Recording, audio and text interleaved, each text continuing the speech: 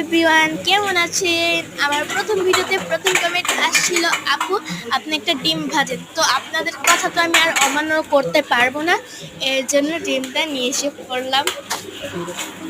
ডিমটা ফেটে নেব, ভালো করে ফেটে নেব। প্রথমে কুসুমটা তো ভাঙছিল না, তারপর নাড়াচাড়া দিয়ে একটু ভালো করে নাড়াচাড়া দিয়ে তো এখন দেবো হচ্ছে লবণ। লবণ নাড়াচাড়া করতেছিলাম, দেখেন।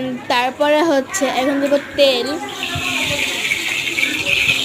ফুটে আসছিল তেলটা। হ্যাঁ, তো এখন যে লবণটা দিয়ে দেবো, দেখেন ভালো করে লবণটা দিয়ে দিয়েছিলাম। আর এদিকে দেখতেই পাচ্ছেন আওয়াজটা শুনে আমার নীলয়নাটা এত ভালো লাগে, আসলে আপনাদেরও ভালো লাগে।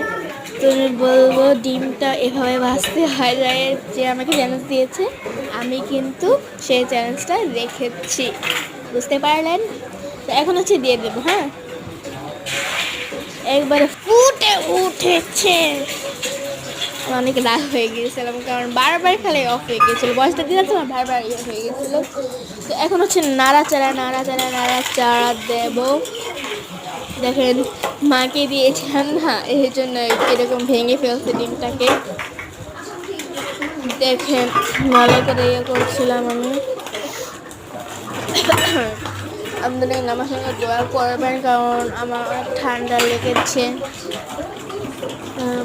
প্রথমে কিন্তু ভালো করে এরকম করছিলাম।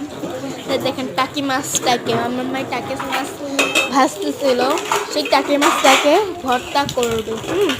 দেখেন ভালো করে নাড়াচাড়া করে লেগে গিয়েছিল। হ্যাঁ, মাছের নাম কি? একবারে লেগে গিয়েছিল এর সাথে। টাকি মাছের ভর্তা বানাবো, দাঁড়ান। তো এখন হচ্ছে ডিমটাকে আরেক পিট করে নেবো। হ্যাঁ, আরেক পিট করার পরে তারপরে উঠিয়ে নেবো। অনেকেই বলেন আপু আপনারা ঝাল খান। হ্যাঁ, ঝাল তো খাই। আপনি এখন বলতে পারেন কমেন্টে, আপু তাহলে গোড়ামরিচ দিলেন না কেন? গোড়ামরিচ দিয়েছি অফ ক্যামেরায়, গোড়ামরিচ দিয়েছি, এর জন্য ডিমটা লাল লাল হয়ে গিয়েছে। তো দেখেন গোড়ামরিচটা দেখিয়ে দিলাম। তো এখন বাটিটা নিয়ে এসে পড়েছি, আমার মা এখন ডাল দিয়ে দেখতে পাচ্ছেন। এই যে আমাদের ডিম ভাজা হয়ে গিয়েছে, শেষ। অতক্ষণ আমি আপনাদেরকে খাওয়াটাও দেখাবো। হ্যাঁ, প্রথমে টাকি মাছটা ভর্তা করবো, সেটা এখানেই আমার ভিডিওটাকে আমি এখন শেষ করব। আপনারা সবাই ভালো থাকবেন, সুস্থ থাকবেন। আল্লাহ হাফেজ। সঙ্গে একটা লাইকও দিয়ে দিবেন।